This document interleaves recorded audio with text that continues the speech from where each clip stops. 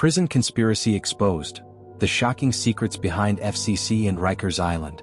Buried in silence. The prison conspiracy files. The first body. The prison always smelled of bleach in the mornings. Harsh, chemical, biting at the back of the throat. To newcomers it felt like cleanliness, but to those who lived inside its walls, it was a cover. An attempt to mask the rot no chemical could ever scrub away. It was 2:45 a.m. when Officer Jameson, a man in his late 30s with a perpetual slump in his shoulders, pushed open the heavy steel door of the South Block showers. His flashlight flickered once, twice, before it caught the pale reflection of wet tiles. Then it froze on something that twisted his stomach in an instant. A man's body lay slumped against the corner, half submerged in dirty water pooling around a clogged drain. His chest rose no longer. His lips were blue. And there, carved deep across the pale flesh of his torso, were letters that shouldn't have been there: FCC. Jameson staggered back, his hand trembling as he fumbled for his radio. Medical to South Showers. Now. But even as he spoke, he knew medical wouldn't matter. The inmate was gone. By the time investigators arrived, the block was alive with whispers. Inmates passed word through the bars faster than guards could contain it. Some said the man, David "Shorty" Ramirez, was marked because he'd been a snitch.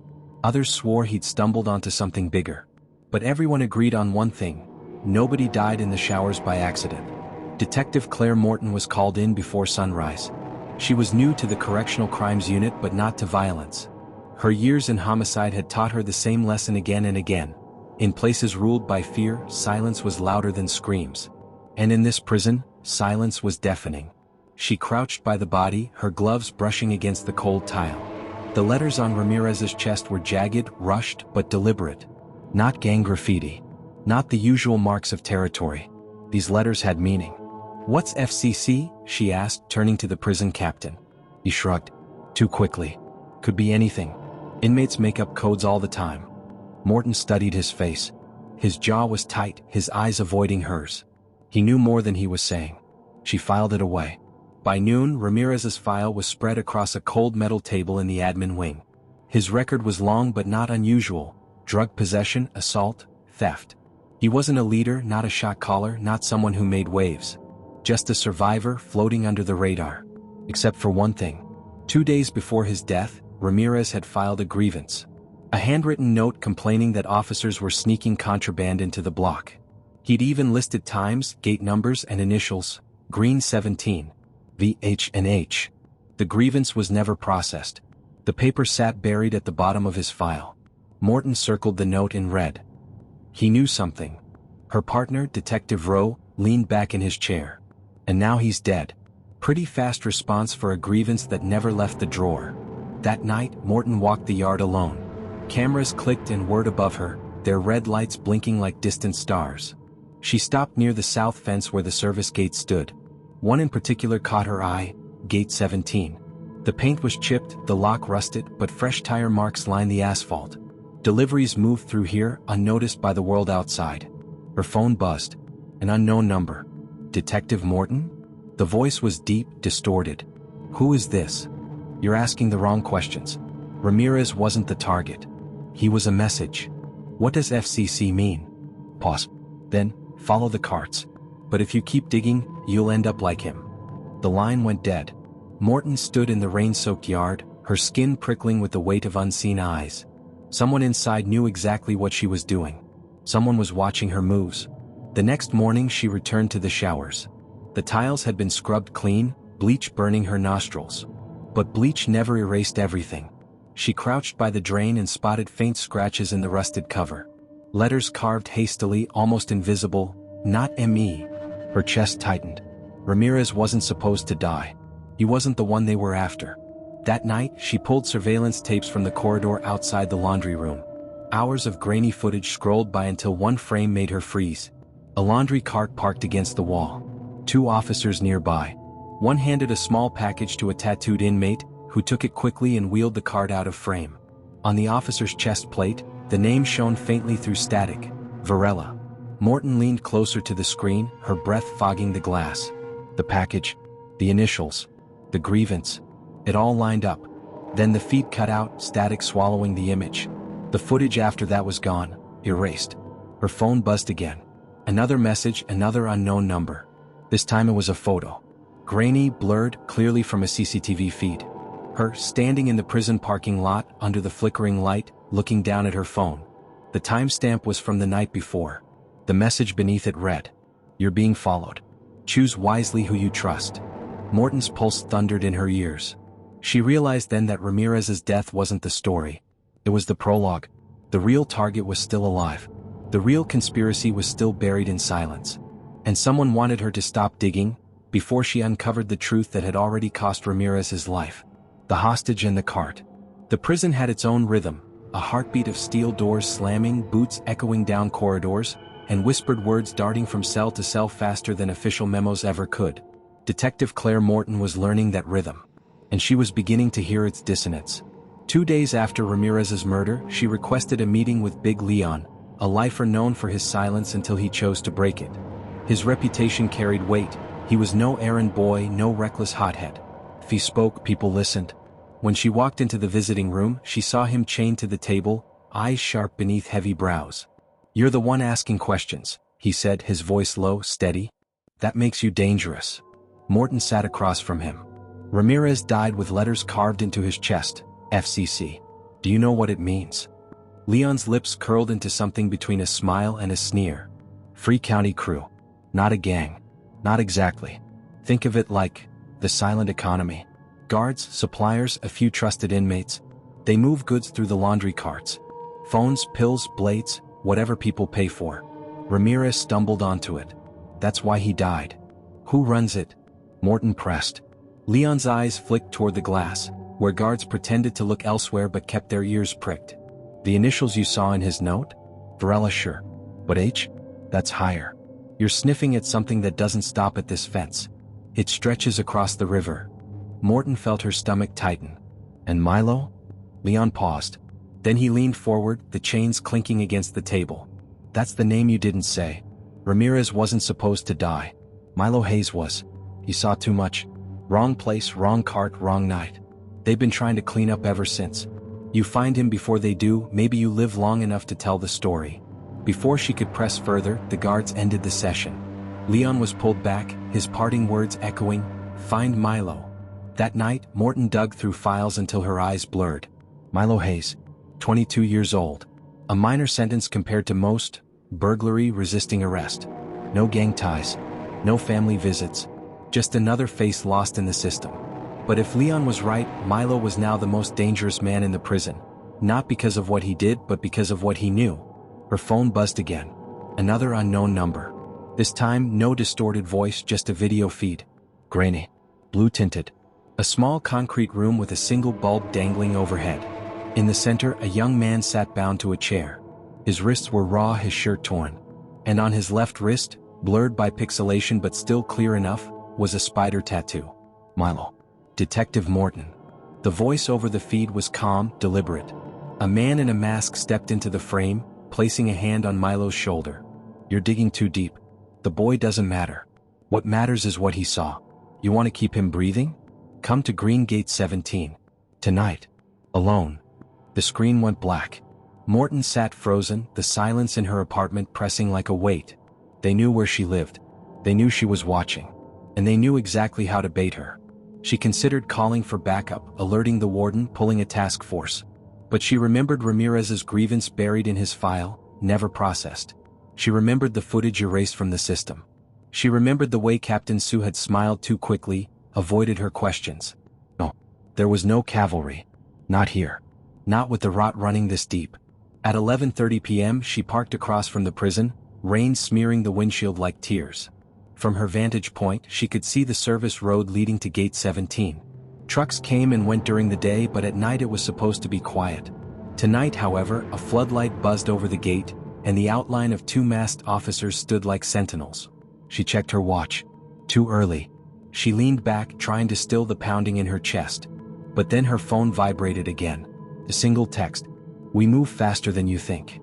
Attached was a still frame, CCTV footage of Tasha Ramirez, David's sister, sitting in a chair in that same concrete room, hands bound, eyes wide with terror.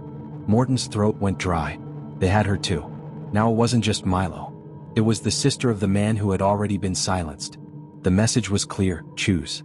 By 2 a.m. she was inside the gates. The floodlight cast a circle of harsh white around her, making her feel naked under the watchful eyes of cameras she couldn't see. A voice came from the shadows. "Detective Morton." She turned. Varela stepped forward, his scar glistening in the rain, his pistol gleaming under the light. Behind him, 2 officers dragged Milo, forcing him to his knees in the mud. Another figure shoved Tasha into the light, her gag pulled halfway down so her sobs echoed in the empty yard. "You had a choice," Varela said, his voice calm. "Now you make it out loud. One lives, one dies. That's how you end this." Morton's mind raced. She saw Milo's eyes, wide with fear but defiant. She saw Tasha, trembling, broken. She saw Ramirez's body in the shower, the letters carved into his flesh. She heard Leon's voice, "You find him before they do." If she chose, she was complicit. If she refused, both would die. "Why?" she demanded. "What's the point of this game?" Varela smirked. "Control. You think this prison runs on rules and codes? It runs on fear. We feed it to the inmates, the families, the cops, even the politicians. Fear is the business. FCC isn't just a name, it's the currency of silence. And you've been making too much noise." Morton's hand twitched toward her jacket pocket, where the copied ledger and thumb drive rested like a hidden ace. But there were too many guns. Too many eyes. Then suddenly the floodlight flickered. What? Twice. Then darkness swallowed the yard. A gunshot cracked. A scream followed. Shadows erupted into chaos.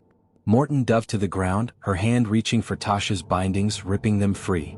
Milo kicked upward, knocking his captor off balance. More shots. More shouting. Through the darkness, Morton saw a single figure illuminated by the muzzle flash. Officer Delgado, the one who had given her the cart tag. His pistol barked fire into the night, buying seconds they desperately needed. "Run," he shouted. Morton pulled Tasha toward the gate, Milo stumbling alongside them. The rain turned the asphalt slick, the sound of boots pounding close behind. She glanced back once, just long enough to see Delgado take a bullet to the chest and fall, his body vanishing into the dark. By the time they reached the outer fence, alarms blared. Sirens split the night. But the gate was open, just barely. Enough for them to slip through before it clanged shut behind them. Breathless, soaked, shaking, they collapsed against a chain-link barrier on the far side. Tasha sobbed into her hands. Milo pressed his forehead against the metal, eyes blazing with something between rage and relief. Morton stared back at the prison, its floodlights now sweeping across the yard like searching eyes. Delgado's sacrifice, Ramirez's death, the ledger in her pocket, all of it built to one truth. This wasn't just about contraband. This was about power. About an empire built inside steel walls, hidden from the world by silence. And now she had the proof, and the witnesses. But she also knew, once you peeled back the first layer of a conspiracy, what lay beneath was always darker. The night was far from over. And the war for the truth had only just begun. The envelope. The city woke slowly, its skyline bleeding into pale morning light as Detective Claire Morton sat in a cramped safe house 2 boroughs from Rikers. Her clothes were still damp from the storm, her hands trembling as she scrawled notes across yellow legal pads. Every detail had to be preserved, every name, every time, every shadow that flickered in that prison yard. Milo Hayes sat across the room, wrapped in a gray blanket, his eyes locked on the floor as if afraid to look up. His wrists bore fresh red welts where the tape had bound him. Tasha Ramirez perched by the window, arms wrapped tight around herself, her gaze darting toward every passing car. Both were alive, but both were now branded, witnesses who had seen too much. Morton stared at the ledger on the table. Ramirez's handwriting was neat, precise, documenting times and dates that matched gate entries, officer initials, and contraband deliveries. The thumb drive, once decrypted, revealed shaky CCTV clips that Milo had secretly recorded, laundry cart deals, packages sliding between hands, Varela's scarred face glinting under dim light, and a captain's voice in the background giving quiet orders. The footage wasn't perfect, but it was damning. "This is enough to take to the DA," Morton whispered. But even as she said it, doubt crept in. She'd seen what happened when inmates tried to report corruption. She'd seen Ramirez's grievance buried in his file, ignored. She'd seen Delgado pay with his life for helping her. If she turned this over blindly, would it be buried again? Milo finally spoke, his voice hoarse. "They won't let this out. Not the DA, not the warden. Everyone's tied in." Tasha's eyes filled with tears. "Then what? We just hide? Pretend my brother wasn't carved up like an animal?" Morton pressed her palms against her temples. The weight of their words bore down on her. She wasn't just fighting a case. She was fighting a machine. And machines didn't bleed.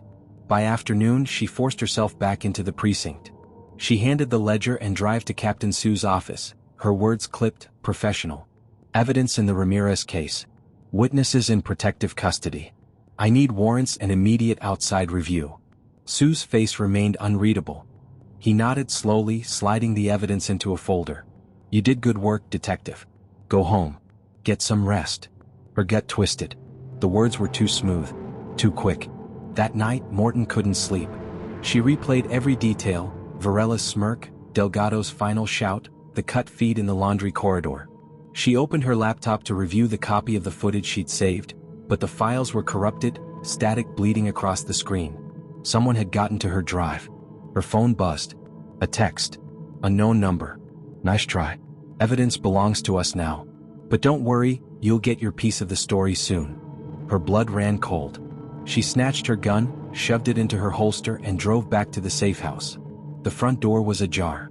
Inside the room was in chaos. The table overturned, papers scattered. The blankets on the couch empty. Milo and Tasha, gone. On the floor, duct tape strips lay discarded, edges fresh with skin cells. A camera in the corner blinked red, recording. Morton yanked the feed and her breath caught. The screen flickered with grainy footage. Milo and Tasha bound to chairs under a single bulb. A masked officer looming behind them. The same room. The same concrete walls. The same fear. Hours later, she was back at Rikers, pounding on Sue's office door. He looked up calmly, sipping coffee as if nothing had changed. They took them, Morton snarled. My witnesses. Where are they? Sue raised a brow. Slow down, detective. Who took who? Don't play games with me, she spat. The same people running FCC. The same people you're covering for. Sue's lips thinned. Careful with your accusations. Morton slammed the ledger copy onto his desk. You can burn the originals, but I've got backups. And when this goes public, you'll burn with it. For the first time, Sue's mask cracked. A flicker of annoyance or fear passed over his face. He leaned forward. Detective, let me explain something. Prisons are pressure cookers. They only function when someone manages the steam. FCC is management. Without it, everything explodes. You think you're uncovering corruption. What you're really doing is sawing at the bars that hold this city together. Morton's fists clenched. At the cost of innocent lives? Sue smiled thinly. There are no innocents here. She stormed out before she pulled the trigger herself. At 2 a.m. another message came. This time a video link. She clicked. The feed showed Milo and Tasha again, but this time the camera angle was higher, like from a CCTV mounted in the corner. Milo's face was bruised, swollen. Tasha's voice cracked as she begged, please just tell her to stop. Tell her to let it go. Then a figure stepped into the frame. Varela. He leaned down, his scar glistening in the light. Detective Morton, he said directly into the lens. You've proven stubborn. Delgado died for nothing. Ramirez died for nothing. Do you really want these two to join them? He held up a plain white envelope, waved it in front of the camera, then dropped it onto the floor at Milo's feet. You'll get your answer soon. The feed cut. By dawn, Morton returned to her apartment building, her nerves raw. On the floor outside her door, a single envelope rested on the welcome mat. Her hand shook as she picked it up. Inside was a single photo. Milo and Tasha, alive but bound, the same bulb hanging above them. Scrawled across the back in thick black ink were 3 letters, FCC. And beneath it, your move. She sank to the floor, the envelope trembling in her hand. Delgado was dead. Ramirez was dead. The DA was compromised. Sue was complicit. And her witnesses were still captives in a game designed to break her. But the photo meant something else too. They wanted her alive. They wanted her to keep playing. She looked up at the ceiling, the weight of the city pressing down on her. She realized this wasn't the end of the story. This was the beginning of a war, one fought not in daylight but in shadows, through envelopes, whispers and bodies left behind in showers. Her phone buzzed once more.